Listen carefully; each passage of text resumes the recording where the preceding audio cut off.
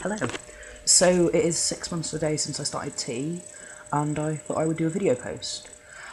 First thing, I have not been on tea for 6 months. It's literally 6 months since I picked up the first prescription and put that gel on and went, wow, I'm so manly already.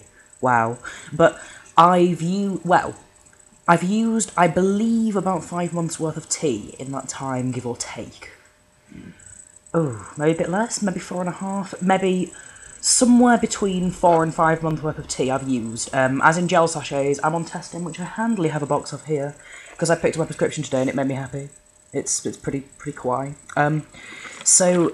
And the reason for that being that, basically supply problems. Like, I keep running out, I keep not being able to get hold of any more, I pay out of pocket for it, which, alright, in the US, I can't really complain given what you pay, but in the UK, I'm English, I don't believe in paying for healthcare, and it's somewhat out of my experience to pay fucking £40 a month for something that should be £7.65 in prescription charge. And considering that I live a long way below the poverty line, it would be free if I was getting it on prescription charge, because I live on £20 a week, and the UK poverty line is £100 for a single adult after rent and bills. So I technically live on a fifth of poverty line income, and yet I'm paying £40 a month for testosterone.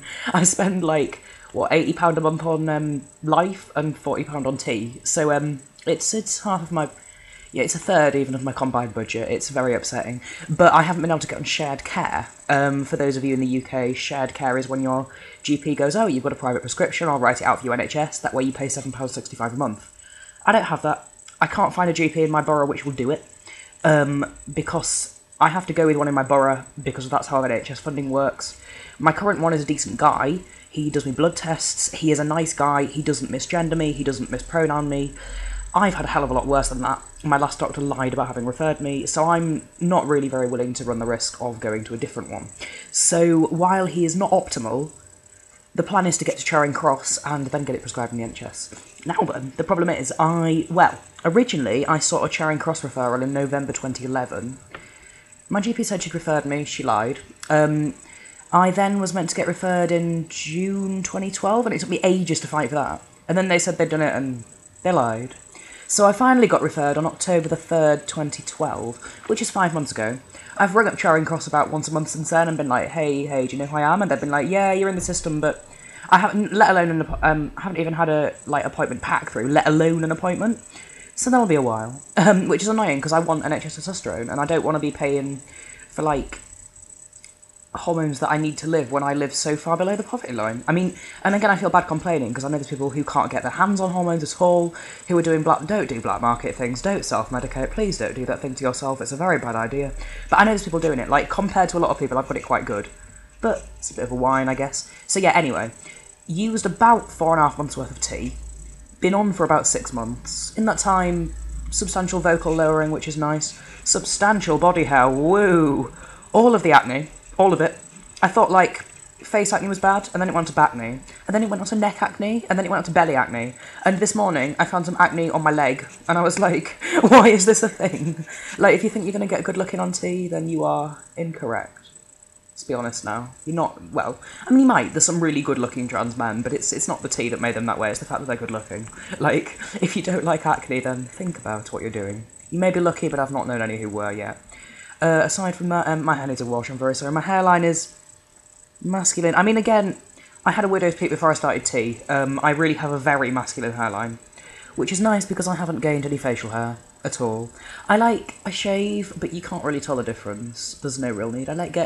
You can't see it at all. I haven't shaved in a few days, and you can't tell. It's very depressing. My face is masculine. I pass permanently. Fat has redistributed. I met a guy who I hadn't met for, he hadn't seen me since at least before I started tea. He was like, wow, all your fat's on your belly and none of it's on your arse. And I was like, well, hey, it's exactly what I wanted. Basically, I'm just fat, smelly, and greasy. It's good. It's all good. I love it. Love me a good bit of fat, smelly grease. So yeah, mainly I'm doing this so I can hear my vocal change. My voice has changed. It's still not what I would describe as unambiguously male. People have been like, oh, you pass perfectly. Yeah, I do pass perfectly, but not on the phone. I mean, I pass well on the phone, but not perfectly. It's been better, it's been worse, I can't complain. Mental health wise, it's lovely, I absolutely love it. I mean, a lot of it's because I'm back on my antidepressants, because I'm generally just going forwards in life. Like, my life isn't going backwards anymore because my body isn't feminising anymore. I haven't had a period since about October, so my period stopped within a couple of months of starting T, which is quite nice. It's quite good going, that. I wouldn't recommend menstruating, it's not very fun. So that's good. Oh, and I'm getting an Adam's apple. You can't see it. No, you can't. But you can kind of feel it. It's there. I can feel it here. You can't see it because nobody can see it. You have to get really close. But I spend a lot of time looking at it in the mirror. So, yeah, I'm getting an Adam's apple, which is really nice. And I think my face shape has changed. I mean, it's round. My face is round. I'm a round-faced person. That's what I do in my life. But, like, it's somewhat more masculinized. Like, round the edges, I think. I think my jawline has slightly squared. I mean, again, that's hard to see, and it's a short road, and 6 months is not a long time. Like, because when I got on T, I was like, oh, I'll be passing perfectly in a few months, and that's all I really care about. And it's like, well, that's great, but I'm not just on this for social passing reasons. Like, until I've actually had top surgery and had phalloplasty and could just live completely incongruous, and my body's fine, like, I won't consider myself post-transition. And it's weird because it's not that my expectations have changed. Like, I've known since I was, like, 12 and a small children's that I wanted phalloplasty and I wanted top surgery and all that sort of thing. Like, that's not changed, but what has changed is the fact that because it's not unachievable, because it could happen, then I want it more. Like, 5 years ago, I didn't bother getting sad about it, because at that time I was terrified about female puberty and what that was doing to my body. I didn't sit there going, oh, I haven't got a penis, how upsetting. Because while it was upsetting, there was no remedying it in the future. Whereas now I know that I'm actually on an NHS transition path. I know that within a couple of years I'll probably have had NHS top surgery. I know that within 5 I'll probably be some way towards NHS phalloplasty. And so the fact that it's there, but it's so far away because 5 years feels like such a long time, that is arguably worse. And I'd also say that testosterone, again, something people don't talk about, increases dysphoria. I mean, it depends. Like, I feel a lot better about neck up, definitely, and some of the neck down, because it's hairier, it's more masculine, it's pretty good. I like acne because it makes me feel like I'm actually masculinising. But the thing to be aware of is that, at least in my case, I feel like my body is now an in-between. Like, before transition, before hormonal transition, it was female. And that was gross, because it shouldn't be, because it's not meant to be female, because it's my body and I'm not a woman.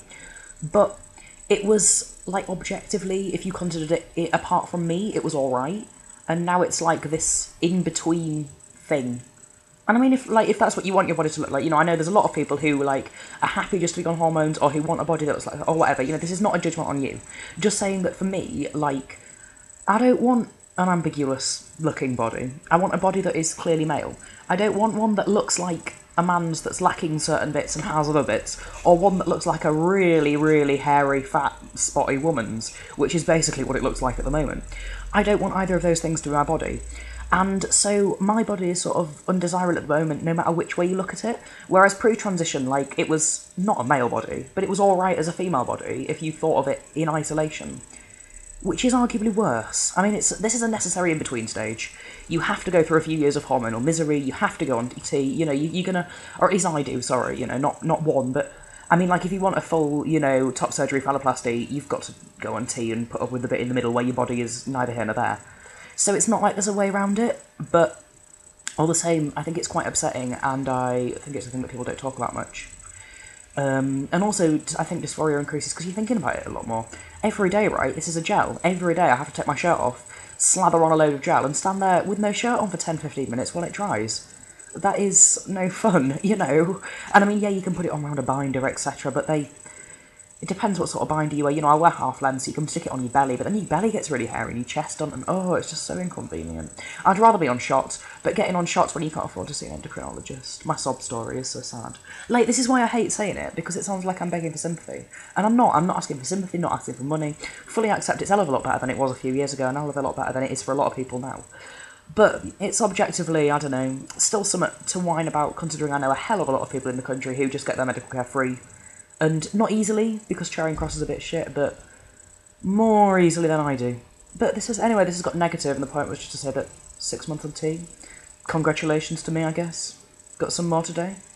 It's a pretty good life. See you later.